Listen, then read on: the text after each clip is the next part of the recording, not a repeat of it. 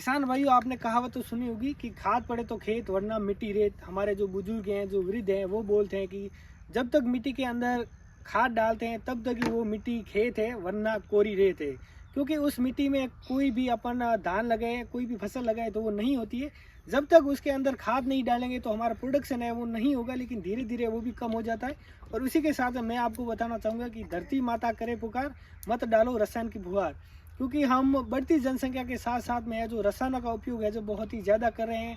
हमारी फसलों में कीट है, रोग है, वो बहुत ज़्यादा हो रहे हैं। और उसी के साथ में हम उत्पादन को बढ़ाने के लिए उसमें डीएपी, यूरिया, एसएसपी जैसे फर्टिलाइजर का यूज है जो बहुत बड़ी मात्रा में कर रहे हैं। तो इन सब का जो रसायन है इसका इस्तेमाल कम करने के लिए मैं आपको एक बहुत ही बढ़िया फार्मूला बताने जा रहा हूँ, जिससे अपन है जो फसल उत्पादन को बढ़ा सकते हैं। और उसी के साथ साथ में हमारे जो मिट्टी में रहने वाले सूक्ष्म जीव है, जो माइक्रोब्स है, जो जीवाणु है, जो बैक्टीरिया है, जो फंगस है, उनकी जनसंख्या को बढ़ा सकते हैं। तो इसके लिए अपन जीवामृत तैयार करें, लेकिन उसी के साथ साथ मैं आपको एक हाई पावर भी बता रहा हूँ। तो इस वीडियो को लास्ट तक जरूर देखें। तो नमस्कार किसान साथियों, मैं KR सांकला एग्री इन्फॉर्मेशन पर आप सबका स्वागत करता हूँ। अगर आपने हमारे YouTube चैनल को सब्सक्राइब नहीं किया है तो चैनल को सब्सक्राइब करें और बेल आइकन को प्रेस करें, ताकि आपको खेती बाड़ी से संबंधित जानकारी सबसे पहले मिलती रहे। तो किसान भाइयों, इस वीडियो अपन बनाने वाले हैं जीवामृत, और उसी के साथ साथ में मैं आपको हाई पावर भी बताऊंगा, जिससे हमारी फसल उत्पादन में वृद्धि हो। तो इसके लिए हमें ज़रूरत पड़ती है एक 200 लीटर ड्रम की, जिसमें आपको 180 लीटर पानी लेना है, और 10 किलो आपको ताज़ा गाय का गोबर लेना है, 10 लीटर आपको गोमूत्र, 1 किलो गुड़, 1 किलो बेसन, और 1 किलो आपको पीपल या फिर बरगद के पेड़ के नीचे की मिट्टी लेनी है। तो इन जो सामग्री है इसका मैं आपको काम भी बताऊंगा कि ये सामग्री अपन क्यों ले रहे हैं और इसके क्या क्या फ़ायदे हैं। और उसी के साथ मैं इस्तेमाल कर रहा हूँ माइक्रोराइजा। माइक्रोराइजा आप किसी भी कंपनी का ले सकते हैं। यहाँ पर मैं है जो दयाल कंपनी का धरती गोल्ड नाम से आता है उसका इस्तेमाल कर रहा हूँ। तो ये कोई प्रमोशन नहीं है, आप किसी भी कंपनी का माइक्रोराइजा यूज़ कर सकते हैं। तो किसान भाइयों, ये सब सामग्री तैयार करने के लिए हम सबसे पहले है जो 180 लीटर इसके अंदर पानी है, उसके अंदर है जो हम 1 किलो गुड़ का जो मैंने घोल तैयार किया है वो इसके अंदर डाल रहा हूँ। फिर आपको है जो 10 लीटर गोमूत्र है, उसमें से आप ये जो अपना 1 किलो बेसन है, गोमूत्र से ही आप है जो बेसन को पहले से ही गला दें। क्योंकि इसके अंदर डालेंगे तो इसमें क्या है, ढेले बन जाते हैं, जिससे हमारे टूटने में बहुत ज़्यादा परेशानी होती है। तो आप सबसे पहले है जो बेसन को किसी टब में या फिर बाल्टी में आप है जो पहले से इसको इस प्रकार है जो मसल लें, ताकि इसमें जो डले बन रहे हैं वो टूट जाए। तो किसान भाइयों, बढ़ते रसायनों के कारण हमारी मिट्टी वो बहुत ही ज़्यादा है जो रासायनिक होती जा रही है। जो हम जो भी फसलें उगाते हैं जैसे कि रायड़ा, सरसों, गेहूँ, बाजरा, धान, तो उसमें क्या है कि रसायनों के अवशेष आ रहे हैं। अपन जो डीएपी, यूरिया डालते हैं उसके है जो अवशेष आ रहे हैं, तो जिसमें कैंसर की समस्या है वो बहुत समस्या है। उसी के साथ मैं बताना चाहता हूँ जो पंजाब और जो हरियाणा है वह रसायनों का अंधाधुंध प्रयोग हो रहा है। तो जिसके कारण पंजाब में जो सबसे ज़्यादा कैंसर मिलते हैं, हर एक घर को छोड़कर है जो तीसरा आदमी है जो कैंसर से पीड़ित है। तो है जो आप देखें तो पंजाब से हमारे राजस्थान बीकानेर में जो एक ट्रेन चलती है उसका नाम भी कैंसर ट्रेन है। तो रसायन है जो हमारे शरीर को बहुत ज़्यादा है जो नुकसान पहुंचाता है, और उसी के साथ में हमारी मिट्टी को भी बहुत ज़्यादा नुकसान पहुंचाता है। तो यहाँ पर आप देख सकते हैं मैंने बेसन को है जो 80 प्रकार से घोल दिया है, और इस बेसन को है जो मैं इस 180 लीटर पानी है उसके अंदर डाल रहा हूँ।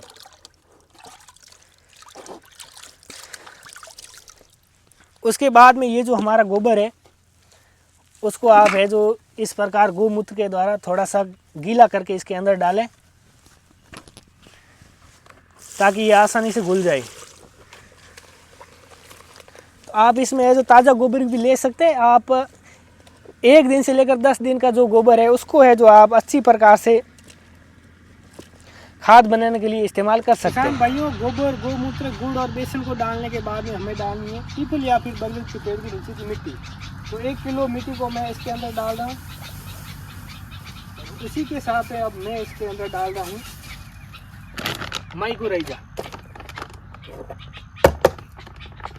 माइक्रोराइजा का इसमें डालने से हमें फ़ायदा ये होता है कि इसकी जो संख्या है वो हमें जो इसकी बढ़ोतरी कर सकते हैं। माइक्रोराइजा की संख्या में बढ़ोतरी करें ताकि हमारी जो फसल का उत्पादन है वो बढ़िया होगा, क्योंकि ये पौधे की जड़ों को मजबूत करता है। और उसी के साथ साथ में जो मिट्टी में हमारे जो फास्फोरस और जो पोटास हम डालते हैं, जो भी पोषक तत्व होते हैं, उसको ये घोल कर है जो पौधे की जड़ों के पास में लाने का काम करता है। 4 किलो माइक्रोराइजा है जो मैं इसके अंदर डाल रहा हूँ। अब बात करते हैं इसके काम की कि हमारे जो बेसन है वो क्या काम करता है। तो सबसे पहले बेसन की बात करें तो बेसन में प्रोटीन होती है जो इसके अंदर जो भी बैक्टीरिया होते हैं उनकी संख्या को बढ़ाता है। और इसी के साथ में जो मैंने इसके अंदर माइक्रोराइजा डाला है तो ये एक प्रकार का है जो हाई पावर खाद तैयार हो जाता है। तो प्रोटीन होने के साथ में जो हमारा माइक्रोराइजा है उसकी संख्या में भी बढ़ोतरी थी। इसमें 10 की पावर 2 जो सूक्ष्म जीव होते हैं उसकी संख्या होती है, जिससे प्रोटीन मिलने के कारण जो इसकी संख्या में बढ़ोतरी थी। तो प्रोटीन का काम होता है कि बैक्टीरिया की संख्या में बढ़ोतरी करना।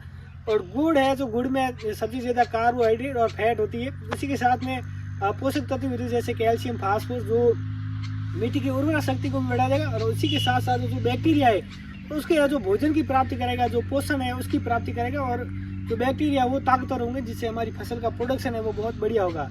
और जो गोबर है जो इसमें हमने 10 किलो गोबर लिए तो गोबर में है जो भरपूर मात्रा में NPK यानी कि नाइट्रोजन, फास्फोरस और पोटास होता है। और उसी के साथ साथ में जो सूक्ष्म पोषक तत्व है वो भी होते हैं। तो नाइट्रोजन है जो पौधे की वानस्पतिक वृद्धि को बढ़ाता है, पौधे में ग्रीन लेस लाता है यानी कि पौधा एकदम हरा भरा रहता है। जो फास्फोरस होता है वो पौधे की जड़ों को मजबूत करता है, जो पौधे का तना है उसको मजबूत करता है, फसल उत्पादन में योगदान देता है। जो पोटेशियम होता है वो है जो रंध्र को खोलने और बंद करने का काम करता है यानी कि ट्रैफिक पुलिस की तरह वो काम करता है। और उसी के साथ साथ में ज़्यादा सर्दी है तो फसल को है जो पाले से भी बचाता है।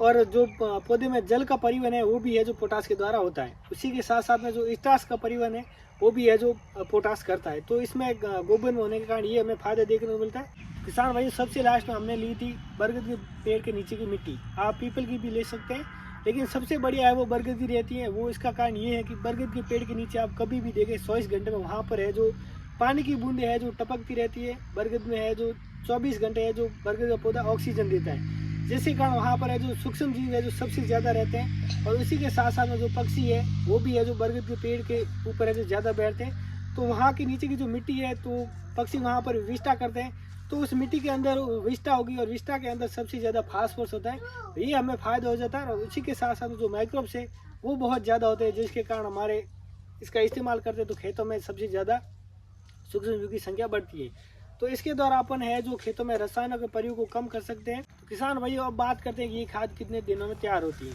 तो इसे अपन सुबह शाम है जो इसमें इस प्रकार लकड़ी घुमानी है और 5 दिनों में हमारी खाद है जो तैयार हो जाती है। जो तैयार खाद है वो एकदम भूरे रंग की हो जाती है और इसमें थोड़ी सी स्मेल आती है तो आप समझिए कि हमारी खाद तैयार हो चुकी है। इसके अब उपयोग की बात करें तो आप है जो 1 एकड़ में इसका 200 लीटर की खाद है इसका इस्तेमाल कर सकते हैं।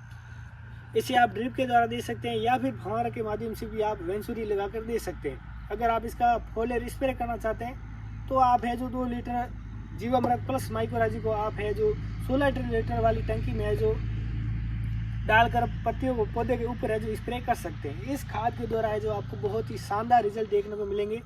माइक्रोराइजा है जो पौधे की जड़ों को मजबूत करता है, पौधे की जड़ें हैं उसको गहराई तक ले जाने का काम करता है ताकि अपने जो भी उसके अंदर फर्टिलाइजर है मिट्टी के अंदर में जो फास्फोरस है जो पोटास है उसकी पूर्ति कराता है। क्योंकि माइक्रोराइजा एक सहजीवी कवक है जो पौधे की जड़ों के साथ में सहजीवी के रूप में रहता है, जिससे ये पौधे को पोषक तत्व उपलब्ध कराता है। और उसी के साथ में बदले में ये पौधे से है जो कार्बोहाइड्रेट और स्टार्च लेता है ताकि ये अपनी संख्या को बढ़ा सके। तो किसान भाइयों इस खाद के द्वारा आप है जो अपने फसल उत्पादन को है जो 20 से 30 गुना तक बढ़ा सकते हैं। और जैविक खेती में इस खाद का सबसे बड़ा रोल है। तो किसान भाइयों आप भी अपने फार्म पर इस प्रकार की खाद का निर्माण करें और अपने खेतों में है जो इस खाद का इस्तेमाल करें ताकि आपका फसल प्रोडक्शन है वो बहुत ही ज़्यादा हो। उसी के साथ साथ में हमारे मिट्टी में रहने वाले जो भी सूक्ष्म जीव है, माइक्रोब्स है, बैक्टीरिया है, फंगस है, जो एक्टिनोमाइसीटीज है उनकी संख्या को आप बढ़ाएं ताकि हमारा मिट्टी है वो स्वस्थ रहे, फसल का प्रोडक्शन है वो अच्छा हो। और उसी के साथ साथ में अपन जैविक का इस्तेमाल करते हैं तो हमारे खेतों में रसायन का भी प्रयोग कम होता है और जो भी हमारे फसल का जो उत्पाद होता है उसमें जो रसायनों की मात्रा नहीं आती है। किसान भाइयों खेती बाड़ी की ऐसी वीडियो के लिए आप हमारे चैनल को सब्सक्राइब करें, वीडियो को शेयर करें। धन्यवाद।